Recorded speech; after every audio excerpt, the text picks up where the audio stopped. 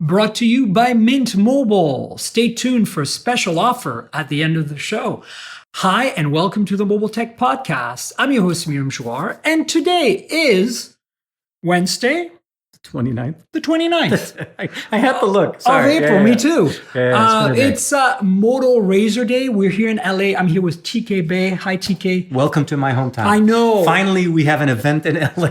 Listen, it'll be the only one for the next I love century. LA. It's great. And we're in a lovely hotel. If you see me looking out distracted, it's because there's a beautiful view here. But listen, very distracting view. There is so much to unpack about the Razr phones. We have 4 phones to talk about. A lot of hardware. Yeah. We have the Fold, we have the Ultra, we have the Plus, and the regular. There's earbuds and a pen too, and we can roll those in. And some as kind needed. of a watch, I think, if I'm not mistaken. I didn't see any of that. Did I miss a watch? Yeah. Oh my God, I missed a Same watch. table where they had the. But that was already released. Like the I meant to say the watch has been. I was going to follow that and say the watch is not new. So for sure. What are your overarching thoughts on this Razr event? And to be clear, audience, listeners, we're only going to talk Razr this week. I'm going to catch up with you guys on the news next week. There's so much to talk about because, look, Moto to me is kind of making a comeback and is the underdog. Absolutely. Absolutely. And I love underdogs. And they're the brand we love to love. I mean, some of my favorite pieces of hardware over time, like my first watch was the original Moto with the tire at the end. Remember the first Moto watch? I carried that till the battery died on that one. Yeah. So I'm a big advocate for what they do. I love what they're doing with their Razr line, the improvements, the hardware, and the fact that they're following the trends. They're understanding what people like, and they're trying to cater to those conversations. But I'm also a little bit, I'll say that I was a little bit taken back by some of the decisions this year, and we can obviously, dive a little bit more. Yeah, I'm a little disappointed overall. I think underwhelming for at least the Razr flip phones, but with, I've got some asterisks to add there, right? Yeah. There's some good stuff in there, but there's a lot of head scratching going on. A little bit, yeah. And then the other thing for me was, I dig the idea that this company is focusing on lifestyle, fashion, design as a marketing thing. Like, it's not for me necessarily, but here's the thing. Every time I use a flip phone, I have a better experience on Moto. So it doesn't matter. As a nerd, as a tech-savvy early adopter like you listeners, it's like, this is my go-to flip phone, always. You've got last year's here. I have the 2025. Yeah, I know. I don't want to. It's Alcantara, the Alcantara version in green. This is the Ultra, correct? It is the Ultra. Yeah. I had the wood one last year. I tried. I asked. I begged. But you know what? I will say, from an ASMR type of an experience, I found myself quite a bit yesterday in the presentation, just playing around and just feeling the material. It is beautiful, though. They do great. Allison from The Verge just posted on social today that she was underwhelmed, but she cannot get past how gorgeous these phones are. Absolutely. And it's the same every year. Like, look, let's kind of like, talk about the elephant in the room. These are identical in terms of form factor, these 3 Razr flip phones as last year. Dimensionally, they're the same, weight, virtually the same. What you need to know is basically all the cases will fit, all that pretty much, but they are just changing the colors and the materials. And they're all Pantone. The whole Pantone partnership is absolutely they're basically, brilliant. Moto and Pantone are basically embedded at this point. It's brilliant. I think that, I want to acknowledge all this before we start complaining about stuff because, we're not the target, like us and my audience and you, we're not the target audience for these devices. We use them, but it's not who we are. I was going to say the direction. So the direction that we've noticed from Moto from the last few years, they're trying to go after a very different audience that hasn't maybe seen them before. They talked about the fact that they were able to claim a lot of customers from iOS devices coming over to starting to use it. 25% of their new users are coming from iPhones, which blows my mind. Not just that, though. The female market is also jumping through the roof as far as capturing Gen Z women. And the other thing that I didn't know, I mean, we kind of knew, but they confirmed again, is they're the number 1 selling flip brand of folding phone in the world. Oh, I don't doubt it. And I mean, look, Samsung kind of dropped the ball because they were sitting on their laurels for so long. And then now they're catching up a little bit. With the Z Flip 7 last year, and finally having a 4-inch full screen and all that. The FE, though, is not even the same league, in my opinion, as the Razr base. Like, no, like I feel like if you're gonna go low price wise, even though we're gonna talk about prices because there's a bit of a can of worms there, but I think Razr is absolutely the winner. Now, arguably, if you have money and you want the higher end flip phones, you could argue that, and more so with these new phones, we're going to get to it. You could argue that the Z Flip 7 is a better choice because of the tech specs. So far, See what I'm yes. saying? If we, And then- yeah, I'm with you. Yeah. But I'm not there because, again, I like the Underdog. I like the industrial design and the way they feel in hand. The Razrs better. They're also super durable. My producer Theo has a 2023 Razr Plus, the top of the line at the time, and they've beaten the living crap out of that thing, and it somehow still works. Like I cannot believe it. And this is relatively early on still. It's like every year they improve the ruggability and so like. This is not the most rugged phone that they have in their hands. Now they have a case on it, to be fair, but like it's pretty amazing. And then the final thing I want to say is, for me, it's the software. The fact that I can use the front screen any way I want. There's no restrictions. There's no putting you on rails like Samsung does. Exactly. And I think Samsung is just kind of hyper-focused on their Fold. And the Flip has become an afterthought. And I think that's why Moto stole their lunch, to be honest. And of course, Pantone design, marketing. I think it's absolutely the marketing and it's also they're targeting lifestyle influencers. I mean, if reality matter, yes, we're going to be going to an event in a very short amount of Oh my time God. after we're done here, and if history repeats itself, we are definitely going to see the crew that they're going to bring there and the type of event. Which, look, I appreciate what Moto does. I appreciate the technologies that they bring in here. And like you said, having the ability of having any app that you want on the lock screen. The addition of live wallpapers on the lock screen to me was an absolute win. Like I love these things for Dragon Ball stuff. So I love these little touches that they did. The technology and the batteries, we have slightly bigger batteries now. Obviously, we still get the core experience. There's a few new features coming in, collaborations with Google that I thought that were also kind of coming in really strong. But in general, like I feel this is the maintenance year for the Razr for me. Yeah, but in some ways it was last year too, but especially for the Plus. For the Plus, yeah, no, definitely. And so I say let's talk about that real quick because I also want to talk about the Fold because that's kind of my muse right now. I'll say this now. I love the Fold. I got a chance to play with it at MWC, like actually playing with it, not just holding the phone and not being able to do much because CES was very hands-off-ish for me. Yeah, I mean, I didn't have time, but I did. Like I touched it. Whereas at MWC, I was able to take photos and try it out. And you had the you were able, like, it was beautiful. It was a good day. Yeah, you could take things in there. So to me, I got the feel of it, and I could see how their image processing is getting better. Yeah, the tuning is actually done a little bit better. So I'm appreciating what they've done. But again, yeah. So let's Razrs. start with the base Razr because it's the easiest one. Yes. So here's what you need to know: $100 more. Oof. Half the storage as before. That's killer. Yeah. So 256 last year is now down to 128. And I'm sorry, but in this day and age, even if you're just a kid or something, you need at least 256. And that, I understand it's a RAM, storage chip cost probably issue at this point, I don't doubt but it, yeah. you increase the price by $100. So and you give them less. I can't believe we got less storage. That is a problem. But there are some good things. Across the board, we're getting camera improvements and we're getting battery improvements. Silicon carbon is been in the Razrs before, but this is the first time they're really talking about it. Yeah. And good marketing because they're realizing that, especially us nerds, we've been like, I've wrote an entire article about it on Tom's Guide recently. So like we're really into it and we're into it for good reasons. But this is apparently like a newer version of silicon carbon. In the previous Razr, they had very early versions, which had very little silicon content in the anode. This is, they didn't give us the percentage. No percentage, yeah. Apparently this is much denser. And so that means that the batteries have gone up across the board. Oh yeah, 4800. Actually, the small one, so surprisingly, 4800 versus 4500 on the small one. The Plus is 45 versus 4.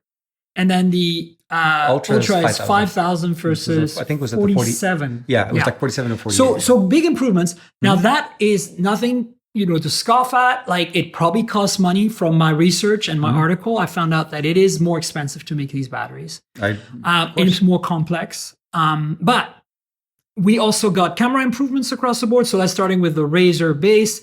that 13 megapixel ultra wide has been replaced with a 50 megapixel ultra wide. And it's actually the same 50 megapixel ultra wide that they now put in the Razr Plus to replace the stupid, useless 2x telephoto they had before. So these are all big changes. But here's what's important. That ultra wide on both the base Razr and the Plus is a better ultra wide than the ultra wide on the Ultra. It is a larger sensor with bigger pixels, just barely. Like it's 0.6 micron versus on the Ultra versus 0.64 micron, like just a little bit. I will say, I appreciate that part, but I also felt like they kind of reversed it the other way around. The capabilities go up and up and up. You get the best capabilities when it comes to video and capture and content. You know, 8K, 4K, and all of that. We'll get to that, but the base Razr, that's what you need to know. So $100 more, $799 instead of $699. Bummer. Less storage. 4 colorways. Lots of colorways, which is great. Yeah, they definitely. They didn't skimp on the. Way to go. Absolutely. But half the storage is bad. Better ultra wide, very welcome for the kind of audience they're aiming for. I totally support it. Better battery, good. But you know, in the end, I would have been okay with the increase of price. But I didn't realize the storage was half until I actually looked at compared with last year, and I was like, "Oh, that is bad." Because you know what we've seen right now is either the price staying the same and the storage staying the same, which is nice. Like Pixel 9a to Pixel 10a. We've seen the price staying the same and the storage doubling. iPhone 17e versus 16e. Way to go, Apple. Unexpected from Apple. I know, and we've seen this is completely the reverse. This is the worst scenario. Like the price goes up and the storage goes down. Like it's. I mean, I'm sure the economics and you know pricing and all of that plays a big factor in the conversation. The concern that you always have is when you come in with pricing that is aggressive and you're trying to be competitive in the market, and we're getting all three. And again, the return to the ultra wide on the Plus, we'll talk about that a little bit because it was a shift from last year because they went from an ultra wide to a telephoto. They kept the base one has an ultra wide and the Ultra. I think at the end, people going in may not notice the difference. I mean, I'll be very frank because most of these are going to be picked up on carriers. They're going to be going into Best Buy. They're going to be picking them up. And also we're going to get discounts right away. Absolutely. That's but it's just the principle. It's like the MSRP. Exactly. Like, Jinx. Sorry.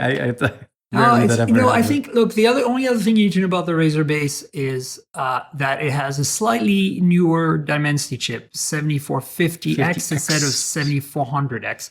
Again, you're not going to notice. This is a great chip for what its purpose. Like I have no issues. I have no issues with those specs. The only issue I have is the price and the drop of storage. This phone is otherwise super awesome. Yeah. The Plus, this is a big deal. So as I said, my producer Theo has a 2023 Razr Plus. That had, I think, an 8 Plus Gen 1. Oh, wow. And it had the better one. Okay. It had a 13 megapixel ultra wide and a 50 megapixel main. Okay. Right? Good. Now the next year for 24, they changed the phone pretty radically. It was at the time the best phone. Remember the Ultra came in 25. So the best phone was a bummer in a way because it has an 8S Gen 3 starting 22. The chip was brand new at the time. Think of it as at the time the top dog was the 8 Gen 3. And then 8S Gen 3 was kind of the slightly lower tier below it. So, okay, fine. And then but for some crazy reason, they decided that zooming was important. Yeah. And they gave us a 50 megapixel telephoto instead of the 13 megapixel ultra wide. But here's the mistake they made. It was a small sensor and it was a 2X. And so here's the thing. The big main sensor, the wide sensor, would have done the exact same quality at 4X. Exactly. Than the thing did at 2X. 2X plus 2X, right? The equivalent.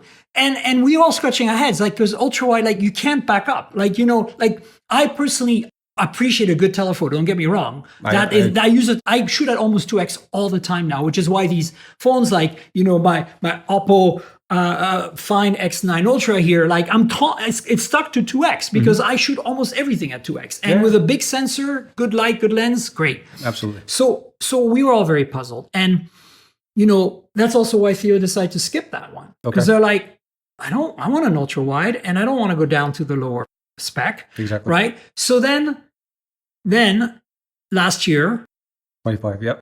25, nothing changed on that phone. They replaced the hinge with a slightly stronger titanium hinge. That was it. But at least the price was the same, $999 last year, as the 24 price. Yeah, that was the other. And but they introduced the Ultra and bedazzled us with essentially. And I wrote the review on Hot Hardware. Like I said, this is a flagship true and true, but it happens to flip in half. Like it's amazing because 8 Elite.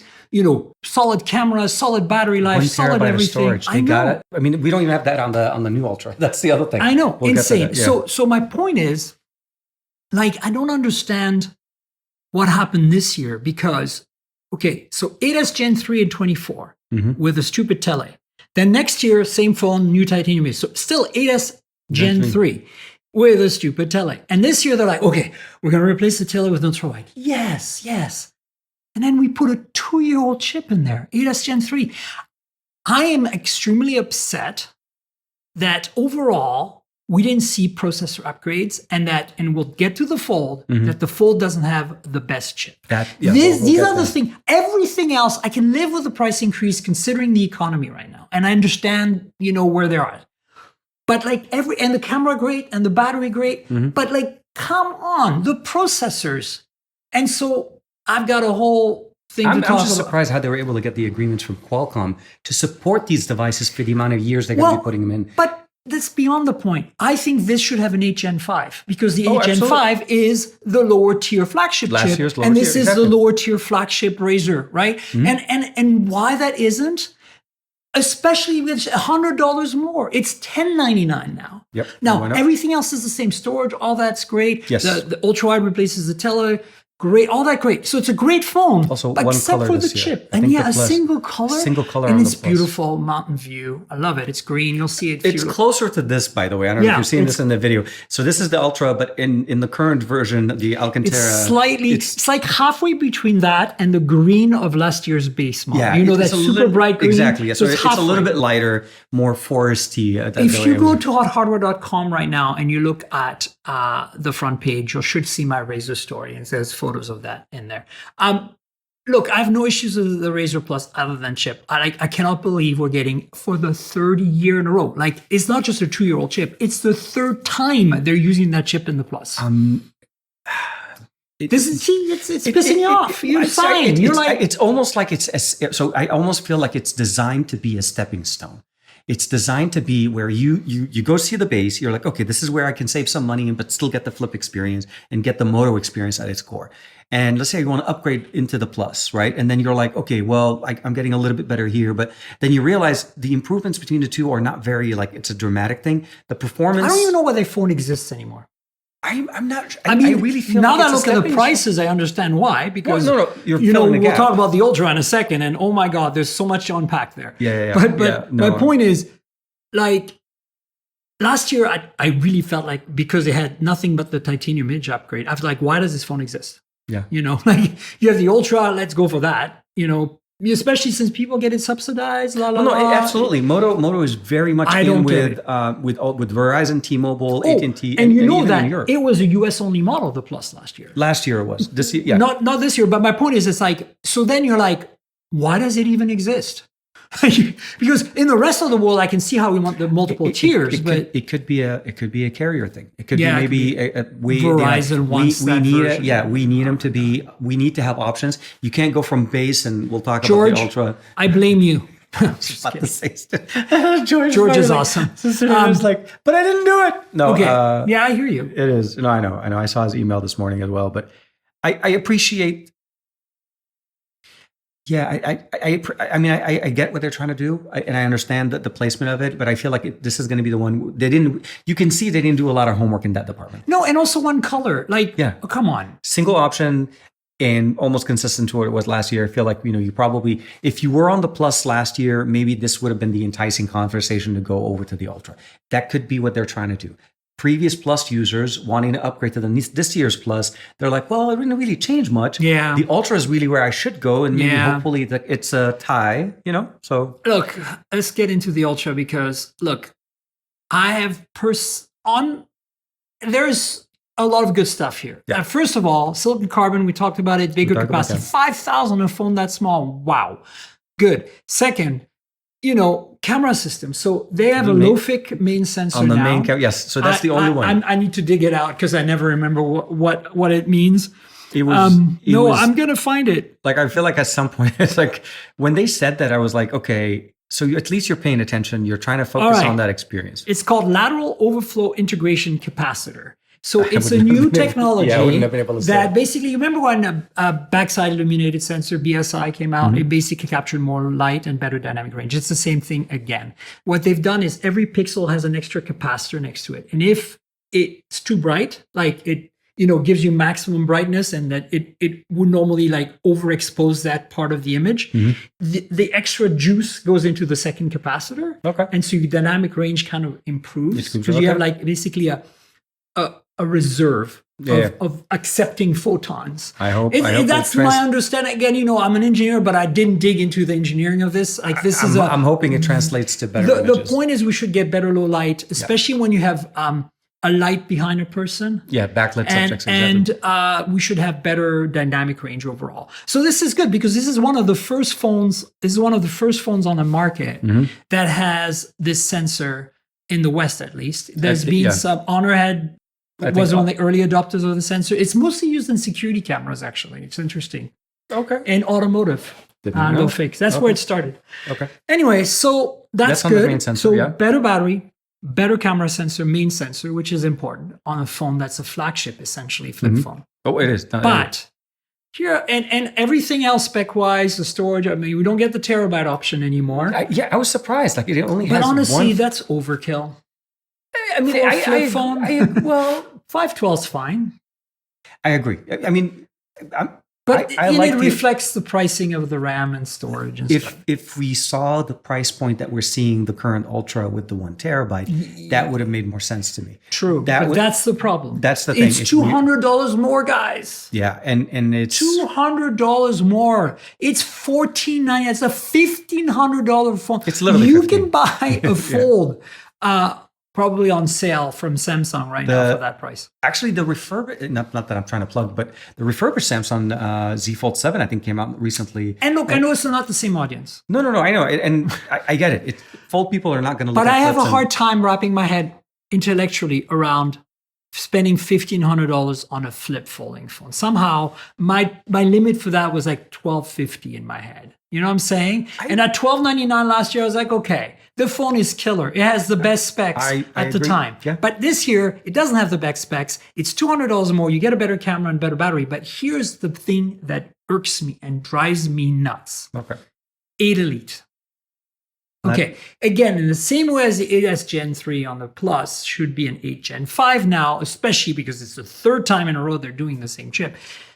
I'm okay with them reusing last year's chip because now they have the Fold, but we'll get to the Fold. The Doesn't Fold- have the best chip, which No, is like, no, what doesn't I- make sense. yeah. The Razr should stay with 8 Elite, maybe, but then the price shouldn't have gone up. Or it should have an 8 Elite Gen 5, and the price maybe could go up. Yeah. But it turns out there's a plot twist. So a lot of what you're going to read in the hands-on might have some updates, like the various publications. A lot of the videos you're going to watch, folks, this They're gonna be week, when you updates. listen to this podcast on Sunday, will not mention this. Here's what happened. When Allison, a Motorola spokesperson, made the presentation to us yesterday, she mentioned about the Razr Ultra, that they'd improved the thermals and efficiency. Okay. So I wrote that in my notes Yeah. with a question mark saying, you need to ask about that. Now, there wasn't a Q&A for me to ask, No, I was surprised about but that. I was hoping. I did take somebody aside. And my theory as an engineer was, okay, so here's what happened. The battery went from 4,700 to 5,000, right? So that means that it's a high density battery. Maybe the battery is actually slightly thinner, and they've given us a vapor chamber, which didn't exist in the original Razr. No. So I'm like, maybe you have a vapor chamber, and that's why it's more efficient. So I asked somebody, and I said, hey, I don't remember who that person was. She was definitely a Motorola person. I asked her, and I said, hey, so what's the deal with the efficiency and thermals improvement if it's the same chip? And like, in my theory was, did you reduce the size of the battery as well as increase its capacity? That made room for a vapor chamber. Maybe you have a very small, minimal vapor chamber in there now. She goes, no, it's a different chip. And I was like, oh, you're effing with me now. I'm like, are you a marketing person who doesn't know what you're talking about? Or are we talking like peer-to-peer here? Serious, like you listening right now. Absolutely. Hardcore early adopter tech savvy feel, because you don't F with me like that. Yeah, no, not on this. And she says, yes, it is called the Snapdragon 8 Elite Pro.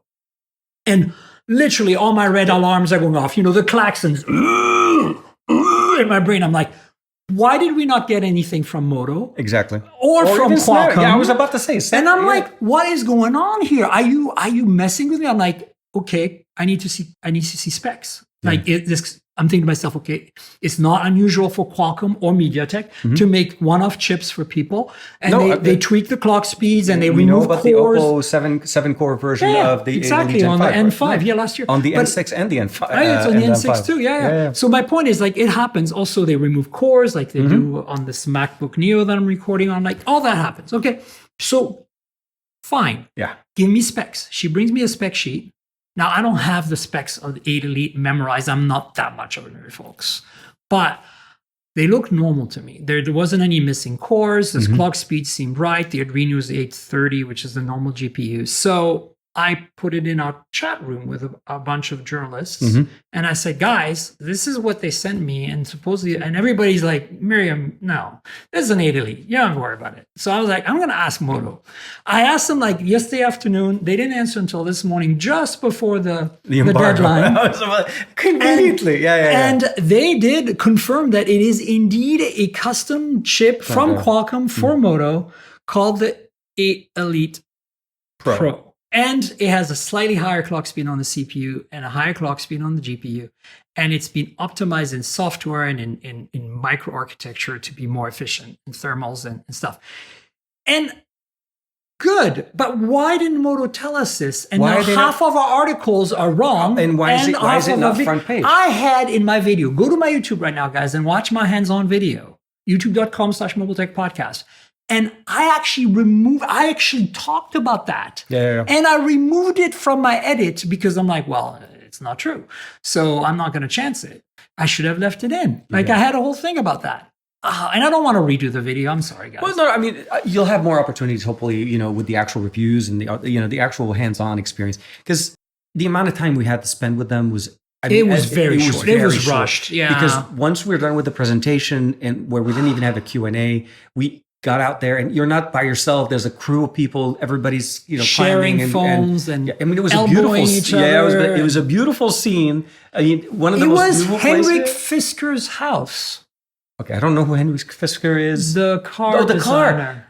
That's why the two Fiskers were outside. Oh my God. There was a Karma, the car that he first went bankrupt with, and the second car, the Ocean was there. And then further up, there was an Ocean with the mirror wrap on it. Okay, I didn't. Okay. Anyway, and then you also noticed the garage door was massive. Like it was like an industrial size garage. Yeah, almost like they could put a So he's probably got more cars in there. But yeah, no, I found that out on my way out when one of the people that I guess was catering said, this, because I was like, wow, what's the chance of a Karma 15-year-old hybrid electric plug-in hybrid car from Fisker, different Fisker company, and the pure electric Ocean, which when they went bankrupt, are parked next to each other. Well, because we're in front of Henrik Fisker's house. Beautiful base up in the hills of West Hollywood. Anyway. Yeah. So we were rushed, and I think overall, my issue here was that they didn't share this. Like, what I don't understand, it's fine not to share with us if we weren't all up in arms that it was the same chip again. Like, maybe we weren't all up in arms, but I was. I'm like, you're charging $200 more, and it's the same chip, and it's not the top-of-the-line chip, and it's a flagship phone. That's what I'm saying. This is what bugs me on not having a Q&A. Not being able to ask questions. And it was like, presentation over, thank you very much, please go do your hands-on, and you have a limited amount of time. Those are some of the, they should have shared it. They don't spend time. I mean, Moto typically doesn't spend time on I talked to somebody from Qualcomm. They're in the hotel next door. I went to get a beverage there just before the podcast. And I told them about it. And they're like, oh, we need to have a talk with them. Because I'm like, yes, if you're making it does make you look good because, don't get me wrong. Oppo doesn't publicize their version of it, but they purposely made a custom version. But they're the only ones who keep asking. It's listed in the specs. No, it is, and I think on the N5 they weren't as forthcoming.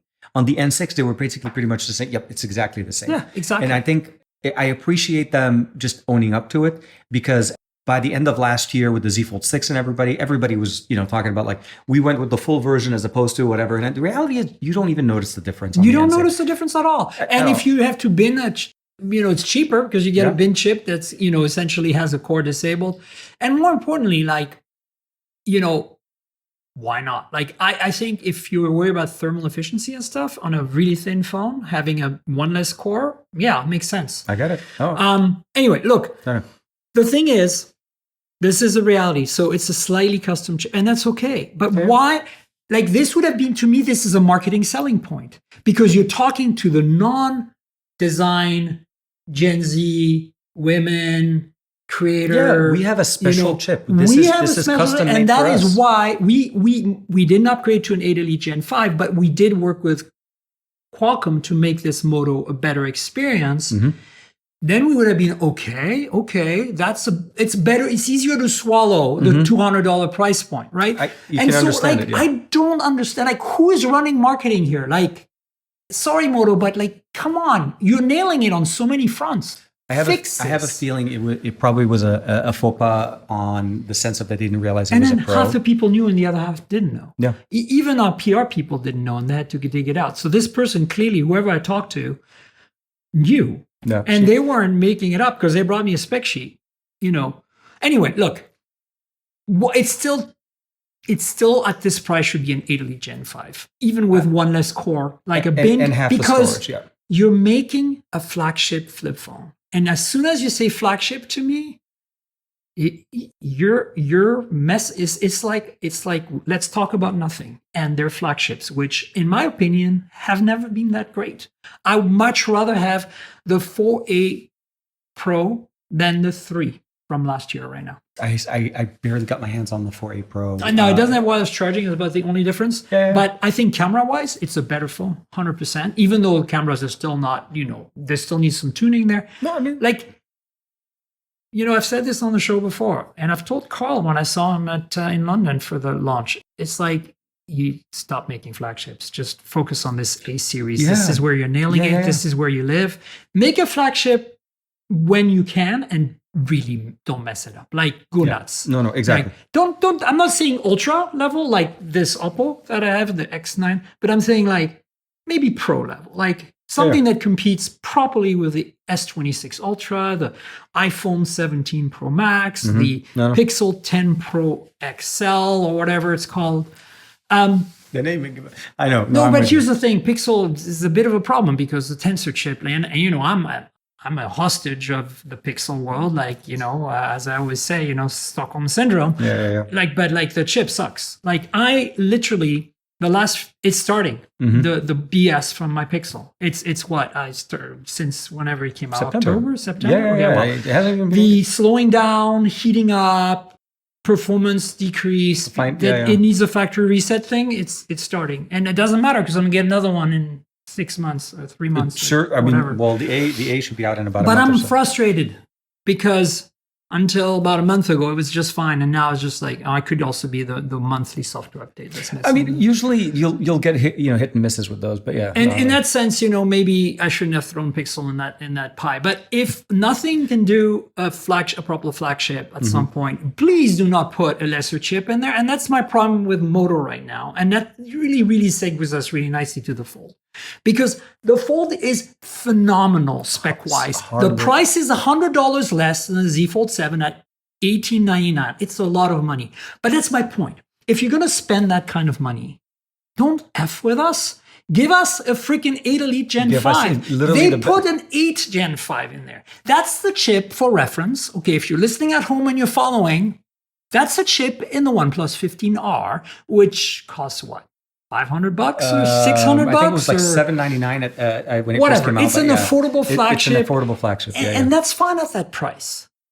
But at $1899, Don't mess about. Give me the best you can, especially on a productivity and multitasking focused product. I'm willing to accept the 8 Elite on the Razr, especially if they had made a big trumpets out. You know, it's a pro model. We have a special chip. Qualcomm helped us out. Yeah. I would have been, oh, okay. And I'm willing because it's still not their flagship technically anymore. They're still a step above. So in my ideal world, this is what would have happened. The prices wouldn't have gone up, and the storage would have stayed the same for the base. But for the Plus, we would have gotten 8 Gen 5. For the Razr, they would advertise that Pro. And then, you know, for the Fold, we would have gotten 8 Elite Gen 5. And that would be the perfect lineup. Because here's the thing you don't understand is, yes, it's $100 less than the Z Fold 7. On paper, they're beating it. But you know that, again, this is going to be subsidized. This phone is going to be sold by T-Mobile. Absolutely. Yeah. So it doesn't matter, because here's the thing. It could be $19.99 and have an 8 Elite Gen 5 in it. And then it would be the whole enchilada. Right now I'm feeling like I'm missing that bit of salsa that I want, that spices it up just a little bit, especially when you're like, I'm multitask. You know, I've got the, watch out. Watch out. Well, she's going to pull out her pants right there. I got the Oppo Find N6 here and the Honor Magic V6 in my pocket. These are battling it out right now as my productivity devices. There is zero compromise in terms of performance on these phones. No, absolutely. The software is the only limiting factor. I like the software better on the Oppo. But look, like they're flying through my tasks. Like, forget my Pixel's a joke in comparison, okay? My Pixel is just basically my communicator at this point. It's like I take my phone calls and messages and stuff. But when I want to get work done, folding phone comes out. When I want photography, the Ultra comes out. You know, it's crazy. But the point I'm making... You're joking because my foldables are sitting and I know. They're behind the camera. But here's the thing, you know, that I'm trying to get to here. And I'm serious. This phone already beats the Z Fold 7 in so many areas. Right? If it was the same price as Z Fold 7 and had the right chip, it would be the hooray. It would be the better phone on paper for sure. But now there's always but you put an 8 Gen 5 in there. So now it's lesser than the Z Fold 7. But you're also handing it right over to basically to Samsung, saying even our last year's chip can technically somewhat beat what you're getting. To me, it's the... I'm frustrated by it. It's like because here are the good things about this phone. 6,000 milliamp hour silicon carbon battery. That's the same as the Oppo Find N6 I just pulled out. That's the second best battery life on a folding phone right now, after the Magic V6, which has 6,600 in the West and 7,050 milliamp hours in China on the 1 terabyte version. And then there were also, did they release that special edition one with the battery technology they talked about? In China, 1 terabyte's really hard to get apparently. It's very limited quantities. But here's the thing, like, it has better battery, like, it blows away the Z Fold 7 in battery. Z Fold 7, the Pixel Fold. And then think about this. It has active stylus support on front and back. Or inner and outer. And Z Fold 7, Samsung's like, yeah, we invented the S Pen, but no, we are not doing it. And then the cameras. Like, I have been on the record to say this in my review for Hot Hardware on the podcast numerous times. The camera system, hear me out, this is going to be controversial. The camera system on the Z Fold 7 is crap. Now, it is good enough, but it's crap in the sense of what I have shown you just now from my pockets, the Oppo and the Honor, right? So here's the thing. The Fold has a triple 50 megapixel camera system. The reason the Z Fold 7 to me doesn't hit the mark is because, yes, the 200 megapixel main sensor is great. There's no doubt about it's that. definitely an improvement, solid. but it's still a solid camera. It's a single camera system. But I would argue that you know, at a similar sensor size, a 50 megapixel sensor with a good lens is just as good, in my opinion. Right? I agree. Yeah. No. But the ultra wide is a 12 megapixel crap camera. Let's face it. The telephoto might as well not exist because here's the thing. My test last year confirmed this. The S25 Edge has the same camera system exactly as the Z Fold 7, but it doesn't have that stupid vestigial 10 megapixel 3x telephoto. And when you zoom into 10x on both phones, you actually get better image from the On the edge edge. because it's not using that crappy camera and it's got good image processing and it's using all the detail from the 200 megapixel sensor. May the So edge that's what I'm rest saying in when peace. when I controversially say that the Z Fold 7 has a crap camera system is because it's one lens is useless. It's the telephoto. It's been, but it's been always my, yeah. But all this to say that the Razr Fold has 3 proper, decent sized 50 megapixel sensors with decently fast lenses. Now, we know Moto has a lot of issues with processing, but from what we observed at MWC, it's gotten a lot better. I kid you not. I was surprised. It got me excited for this phone. It got me excited to be able to test it out. And then every time I see the team over at Moto, because we saw this many times, right? We saw it at CES, and this was back in January. We're basically in May now. Yeah, it's like realistically. this like this is the longest like, tease we've ever been on a tease. They had to call like some kind of special doctor for that baby to pop out. I was so like, late. yeah, we're done. Oh my God. We're ready. We're releasing like, it. It's going to be out. We wanted it to be out months ago, guys. But yeah, so 50 megapixel ultra wide, f over 2.0, 50 megapixel main, f over 1.6 with OIS PDAF, very fast lens, very big sensor too, pretty decent. And then 50 megapixel 3x periscope telephoto with OIS and phase detect autofocus. So like, it might not quite match, in terms of image processing, algorithms, color science, what I have in my pockets here, the Chinese. No. I think, but it's, in my opinion, way better than the Default 7. It's trying to hit the experience that you get with the signature line that they Correct, have. and that's solid. And I think that's what they're trying to do. And it's still, again, better than the Default 7. And so my point is, the battery, the cameras. For the market that it's in, absolutely. Yeah, you're right. It beats the Z Fold 7, and now it has that chip in it that just, and then the price is low. Yeah, fine. So 16 gigs of RAM, 512 gigs of storage, charging. 80 watts wired and 50 watt wireless. Guess what the freaking Galaxy Z Fold 7 charges at? 30 or 25. 25. Is it? I thought it wasn't even up to 45. 25. And it's 15 for wireless. 15. It's crap. Like, that alone makes a difference. Now you're going to say, well, I looked at the specs and the Razr Fold is 4.5 millimeter thick, not 4.2 like those Chinese and the Z Fold 7. You don't feel the difference. It's 0.3 millimeter. You don't feel the difference, guys. It's already thin enough that when you hold it in your hand, it feels like a regular candy bar smartphone. You know where you feel the difference? Of a thickness of it. You know which phone has an issue right now in terms of folding phone thickness? The Pixel 10 Pro Fold. It feels like a chunker now because we're so used to... that ship sailed on everybody. You know what I'm saying? Yeah, even Samsung has left the thing. And when I pick up the Razr Fold, even though it's technically thicker, it doesn't feel thicker. Like, I can't tell the difference. I have to put them side by side. Like, if I pull out my, Oppo Find N6, then I'm everything like, yeah, because my Oppo Find N6 with that, case that it has on right now, which is the one that comes the carbon fiber one, the Aramid. It is such a thin case that even with that on, it feels like thinner. It feels super thin. And obviously, you guys can't see this over there, but this one of the reasons why I always go with these cases for Oppo. It's super nice, protective, and it gives you the nice case. So wait, this is the case I want. Where did you get it? AliExpress. Oh, can you send me the link? Yeah. I really need to protect my. Oh no, absolutely. Because I don't want to use the chunky case that came with the teleconverter. I'm a big fan of Aramid fiber. Oh yeah, if I can just get this thing out of here. Sorry. So just for you guys on the show, we have both the Oppo Find X9 Ultra in. I like my orange color. Oh, I like the orange too. Yeah, and of course in the Hasselblad doodle tone there. Yeah, it's the what's it called? Umber Tundra.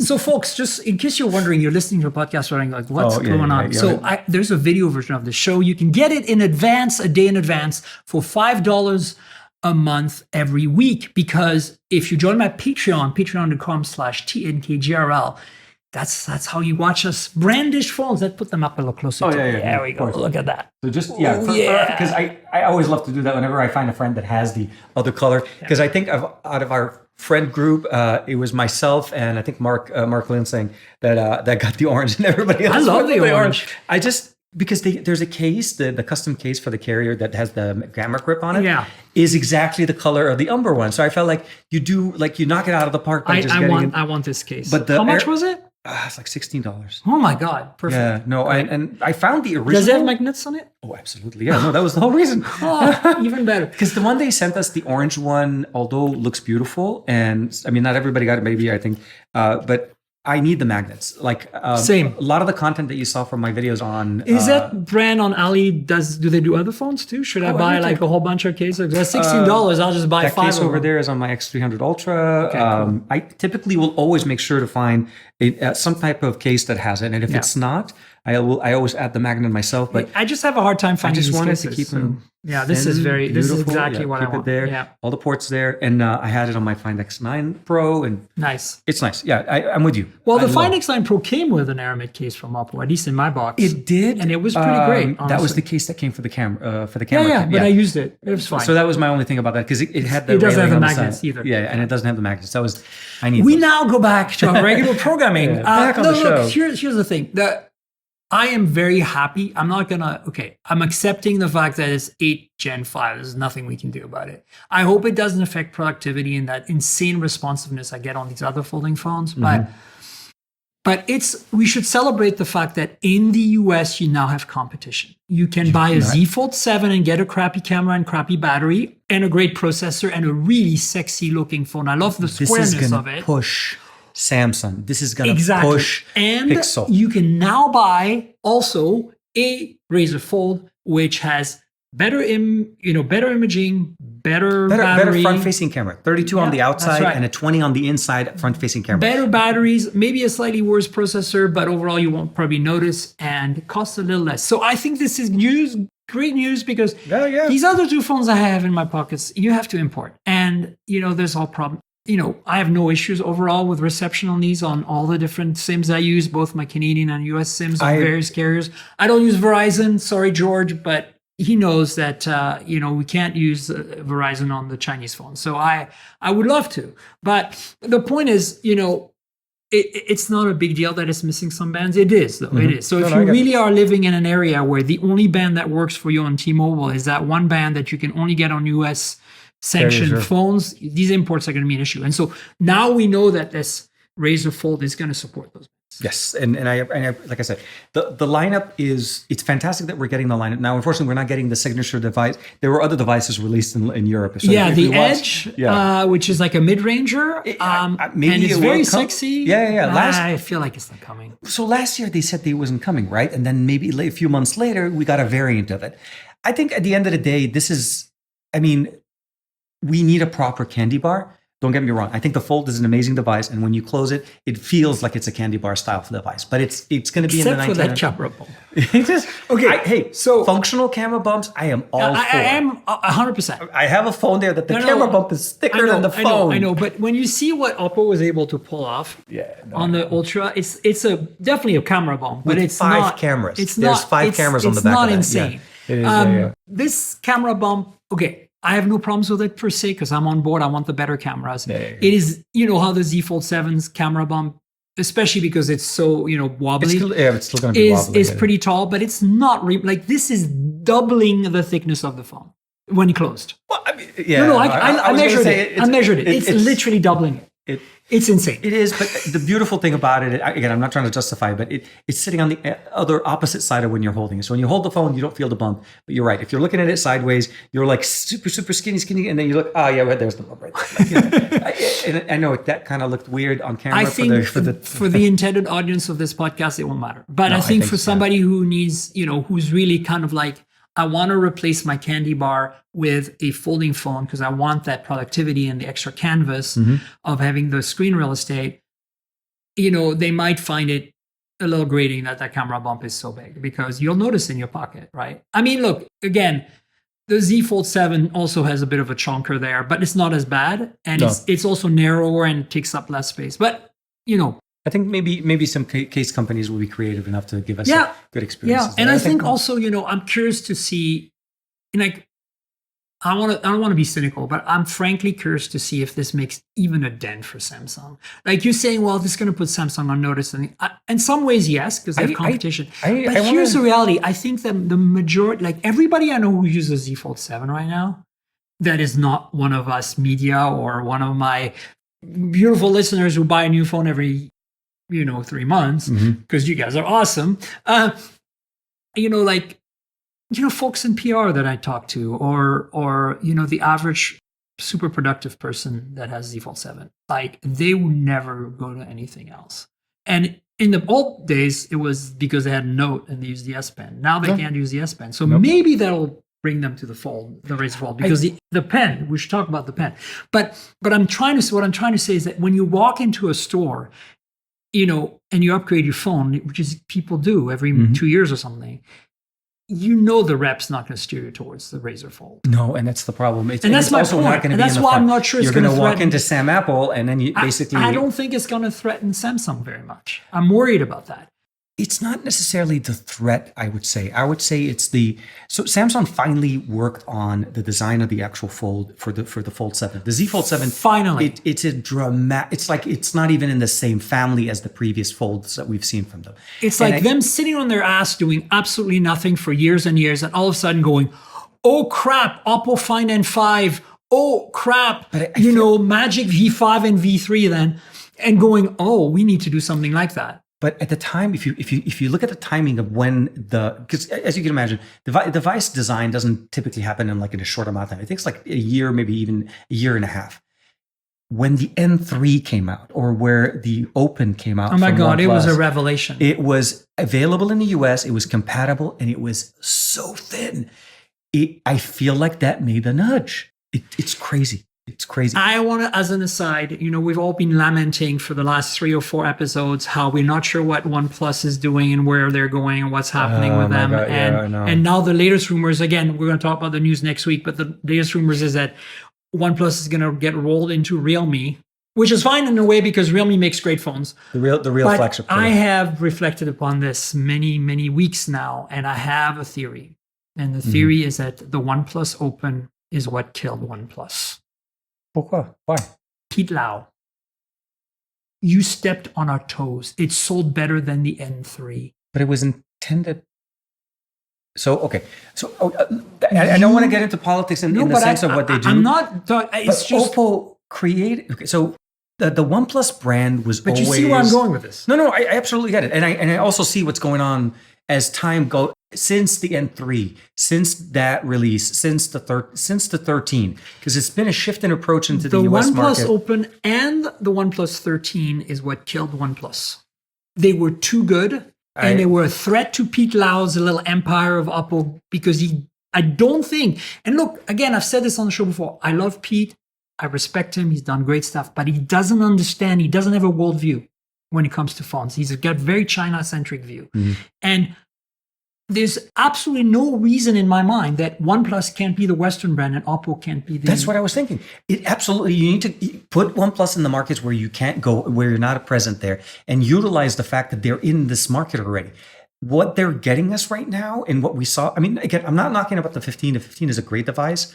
15R provides a lot of good value in it, but the Open was the only version that we got out of the N3. It was the exact copy of the N3, and that was Oppo. really smart. And it made perfect sense. But I think it ruffled his feathers, or somebody's feathers at Oppo, because after that shift, everything shifted. Everything did, yeah. And because, here's the thing I want to point out. Do you remember when we went to the MediaTek trip in India? Yeah. And we had the Oppo Find X8 Pro on us. Oh, that's right. Right? Yeah, and it was running then we with got music. our OnePlus 13s.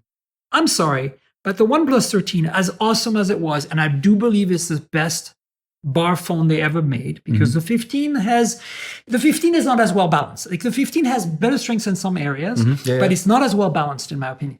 So the 13 is to me the culmination of the OnePlus bar phone.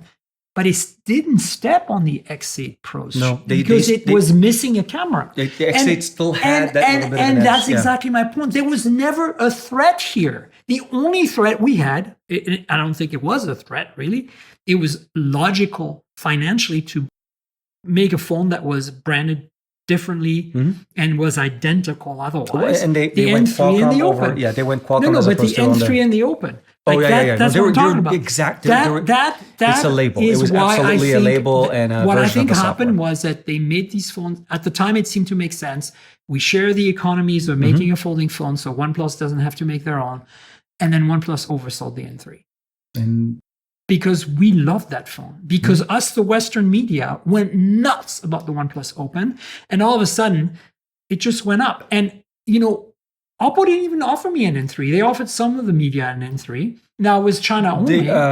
Very few people. But you know what I'm saying? No. When I went, because I got a chance to go to the N3 so launch. I think that hurt somebody's feelings, and I can only think it's Pete, because after that, because the 13 never stepped on the toes of the Oppo. No, I think it was a great, and it was, as you said, one of their best devices that they put on the market, but there was no, you would consider them for different experiences, and you never felt like one was overstepping the other.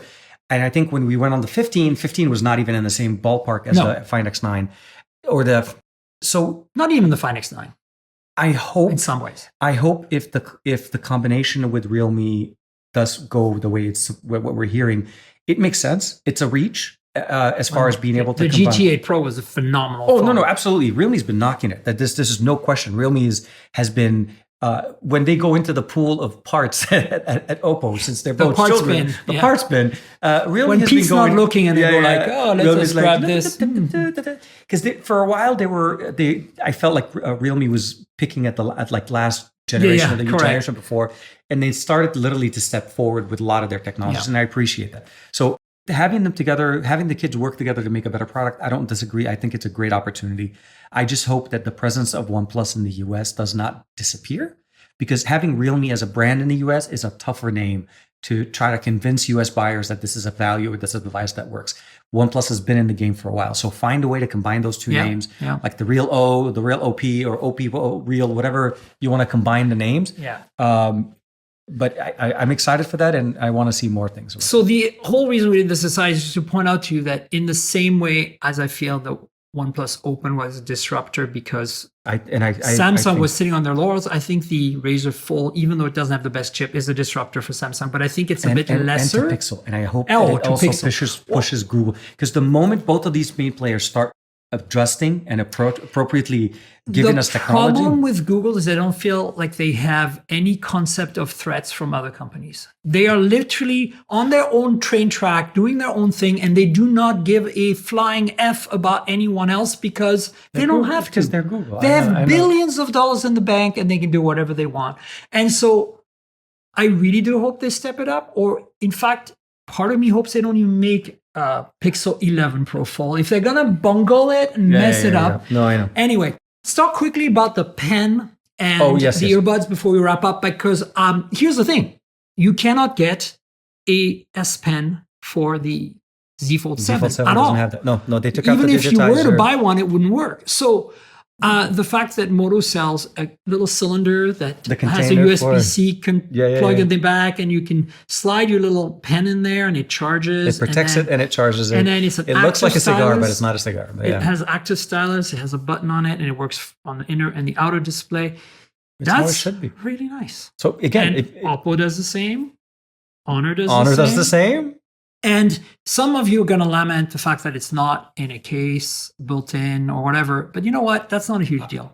I wouldn't be surprised. I mean, so put it in your back pocket. The reality, I mean, I feel like the pen conversation is it's needed for specific use cases. And if you need it, you'll carry it. And if you do need to carry it, it's in a nice protected case that you can put in your pocket, your back pocket, in your backpack, and it's not going to get damaged. It's not going to break. So there's the protection part of it, and it's easy. It's easy to access it. You just push it, and it pops up right away, and you just take it and start working with it. Yeah. But the fact that they have it, the fact that it's a first-party accessory, we may even see a case that supports it. Like, I mean, remember 100%. Samsung, when they did have it, I love the last generation when they did it with the Fold. You actually had a case that was part of it, exactly, and it made sense. So, and then the other thing is they made a pair of earbuds, and at first I was like, I've had Moto Buds before, and some of them are decent. They've never been fantastic. Bose by the way, I just want to, again, put on a pedestal, set the bar. Mm-hmm. And the bar is the Galaxy Buds 4 Pro. That's the current bar. Like, no, there are others. Like the OnePlus Buds are incredible. Mm-hmm. There's Honor Buds that are really great too. But I think for the average person in this market, North America, it's very easy to obtain. Mm-hmm. The Galaxy Buds 4 Pro, and holy crap balls, they're some of the best earbuds I've ever heard of a mainstream manufacturer. Even if you use them on non-Samsung all devices, this to say, correct. Something to be said. Yeah. All this to say that Moto has done some good stuff, but never that good.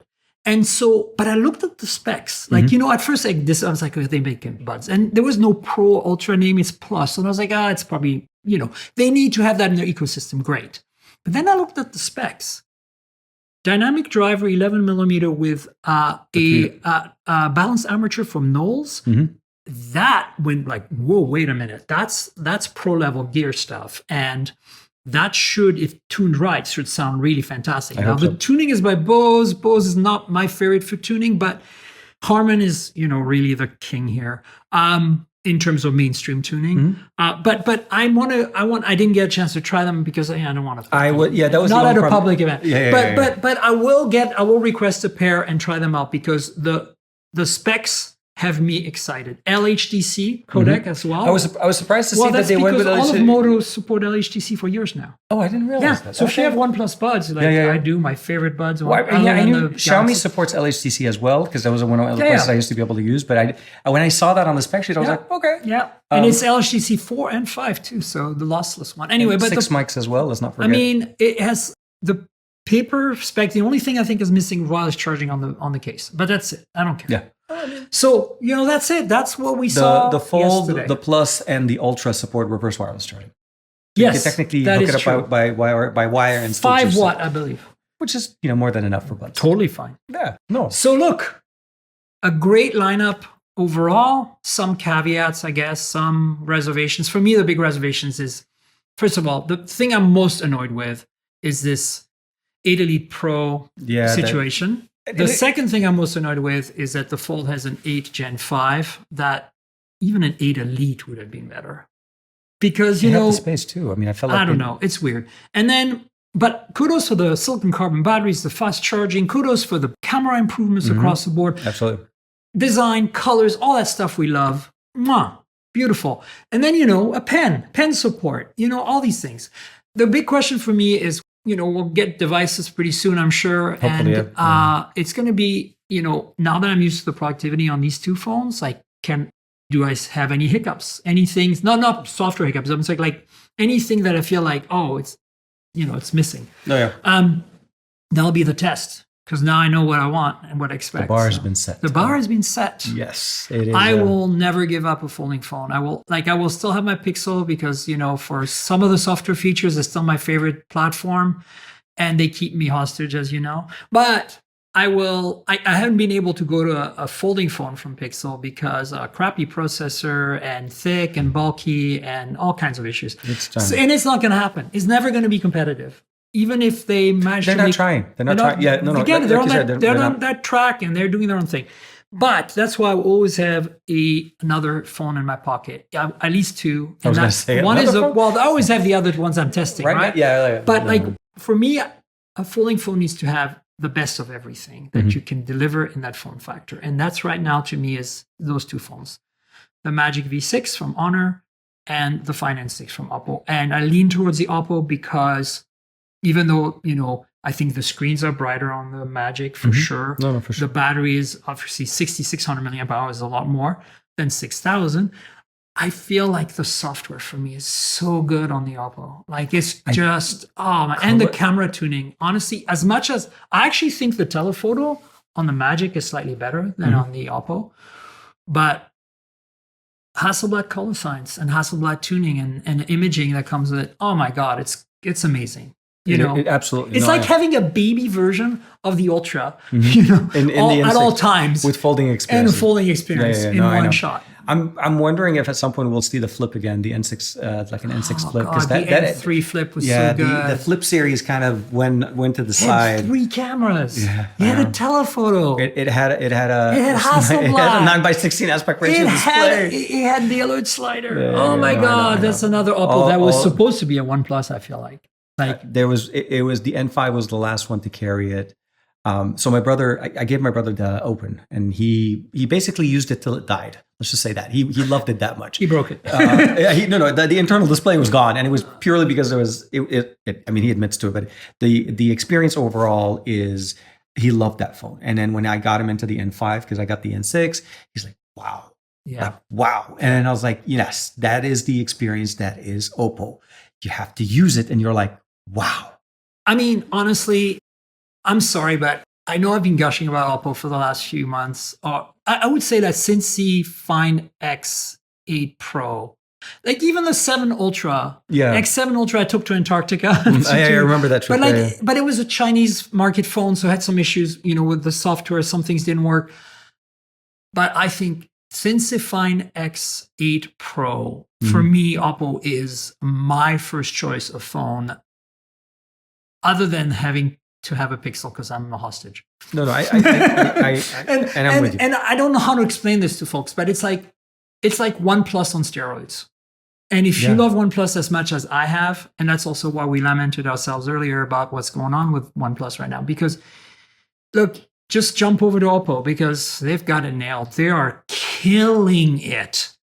Absolutely. Like, look, everything they're the releasing Xiaomi right 17 now. Ultra is a phenomenal phone. It So is is the absolutely. Vivo X300 Ultra that you have. But I would pick this X9 Ultra over those two for the software and just, I don't know, again, it's that well-roundedness. Everything is right. You're not sacrificing. On Vivo, I feel it's the software I'm sacrificing. Definitely not the camera. I think Vivo needs a little bit of software update, love. On the Xiaomi, I don't like HyperOS. And then as much as I love the Leica partnership, and you can't scoff at that, No. it's not my color science of choice. Leica Vibrant, choices and options, I think, is Leica what we Vibrant get is to pretty enjoy. damn good. It I is. have the Xiaomi 17 base, Mhm. and I use it as my exclusive content capture device for, I don't know what event it was. Maybe MWC? No, it was after MWC. Yeah, because I think it came out. No, I got it and I did something with it, and I was super impressed. Like, Maybe, it's a or- base model, and I was like, wow, okay, so that's pretty cool. No. So I mean, look, Xiaomi's still up there for me, but it's Oppo. They're the last player on the Ultra side that still uses the full 1-inch sensor. That was my only thing. If there's ever been a thing to point to a little bit, is that both Vivo and Oppo have left it. Xiaomi's still in it. I don't know if they'll keep it But next they've all year. left the variable aperture too, and Huawei still has that. Yeah. And there's talk of Apple bringing it back, which is kind of interesting. Anyway, We'll see. this is a good place to wrap up. Yeah, no, absolutely. So, TK, tell folks where they can find you, your YouTube, your social media. I was going to say, you can find me in LA right now with Miriam doing it in person. Hi. We usually do these, over the interwebs. Come to West Hollywood, and you'll find us tonight. Right on Sunset, baby. No, it's simple, easy to find. TK Bay, almost anywhere you find me. On Instagram and on X is TKDSL8655, but TK Bay on YouTube and everywhere else. So, always a pleasure to be on the show. Love getting a chance to spend some time with Miriam. It's always a pleasure, and my friend. and see how many phones she's able to put in. Wow, you see what is in my bag. She competes. Like, I came in and I thought I was carrying, but like, no, like, okay. There's always 4 at least on my person, and then Absolutely, there yeah. is I think that's more the in my right number. bag usually. But listen, you guys should subscribe to the channel. Appreciate it. Awesome, and you also have another second channel in Arabic. Arabic, I'm thinking of, I'm trying to work on So trying to if you get that going speak as well. Arabic, but here's the thing: follow TK, follow the social, and for me it's Tank Girl, TNKGRL. That's my handle everywhere. It's like the comic book character Tank Girl, but without the vowels in one word. And that's basically, mostly I'm on Blue Sky, Instagram, and Threads, but I'm on all the platforms. And on my TikTok, add my year of birth, 6'9", and then that's it for social. Please talk with us on social. Like, Absolutely. if you have questions about these phones, if you are, have some opinions, we'd love to hear them. And then, for my YouTube channel, if you want to see my hands-on with these 4 phones, I have a brand new video today. So youtube.com/mobiletechpodcast, and you know how YouTube works. Like, subscribe, tell your friends, click the bell, comment, let me know. Are you annoyed by the processor things? Are you excited about one of these phones? Which one would you pick, etc.? And then if you are just new to this podcast, because maybe you follow TK here, mobiletechpodcast.com will bring you to a website that has all the links to all the different platforms: Spotify, YouTube Music, Apple Podcasts. Apparently most of you are on Apple Podcasts. What is this? It's an Android show. What are you guys doing? I get it. Your family's on iPhones. I get it. But listen, subscribe to the podcast is what I'm saying. And rate and review the show if you can in your podcast app. I use Pocket Cast. I have no sponsorship with them, but I really love that app. It works everywhere. It's amazing. Also, I have the Patreon. So patreon.com/tanker, like my handle, TNKGRL. Again, you can get a video version of this podcast a day in advance for $5 a month, and it's every week, right? You get it on Saturdays. The podcast gets released publicly, the audio on Sundays. So, if you want to support me, $5 a month, it's a great deal. You get to see us show phones. Sometimes there's bloopers. Sometimes when I'm doing it remote with my guests, FedEx always seems to show up at the right time. And then we sometimes spontaneously unbox something right on the show. You don't get that stuff on the audio version. So, you hear about it, but you well, never get to see no. it. The thing is, I kind of curate the audio version to be the best possible quality, whereas the video version, I'm kind of more lax about it. Like, I don't do as much editing. So in a way, it's a little bit more homey. So yeah, folks, patreon.com/TNKGRL. And finally, I want to thank our sponsor, Mint Mobile. If you want a good deal for mobile, they're the ones to check out. So as you know, I'm constantly reviewing multiple phones, and while that's fun, it also means I'm constantly spending a lot of money for wireless service on multiple SIMs. That's where Mint Mobile comes in, and that's who I'm partnering with for today's podcast. If you also want to save money on your wireless service, switch to Mint Mobile. As tech-savvy early adopters, you've probably heard of Mint Mobile before, but let me quickly tell you how awesome their service is. Mint Mobile offers premium wireless for as low as $15 a month, and you don't have to sacrifice any coverage, speed, or data. They're built on the nation's largest 5G network. They keep costs low because they sell direct to you online. They cut out the retail stores and salespeople. Why should you pay more than you have to for access to the same network? In my experience testing phones, Mint Mobile delivers the same data speeds and call quality as the big three for a fraction of the cost. Switching to Mint is super easy. Thanks to their eSIMs, you can sign up and activate immediately right on your phone from the comfort of your home. No more standing around and waiting in line at a big wireless store. You can keep your current device and phone number and easily switch services. And if your phone isn't eSIM compatible, Mint will ship you a new SIM free of charge. All Mint Mobile plans include unlimited nationwide talk and text, lightning fast 5G, and free mobile hotspot. Mint will show you how much data you use each month and recommend plans that save you money. Mint also offers a modern family plan that lets you set up a super affordable family plan with as little as 2 lines. Use my link mintmobile.com/mobiletech to get premium wireless starting for $15 a month. That's mintmobile.com/mobiletech. Stop paying more than you need on your wireless bill and start saving big with Mint Mobile. And TK, thanks so much for being my guest and coming all the way to my hotel room from your hotel room. Oh my God. It was a long walk. That was a very... Anyway. A lot of cards, a lot of swiping. Folks, we'll have another show next week. Stay tuned for that. And we'll catch up on the news then, of course. Until then, cheers, everybody. Take care, everybody.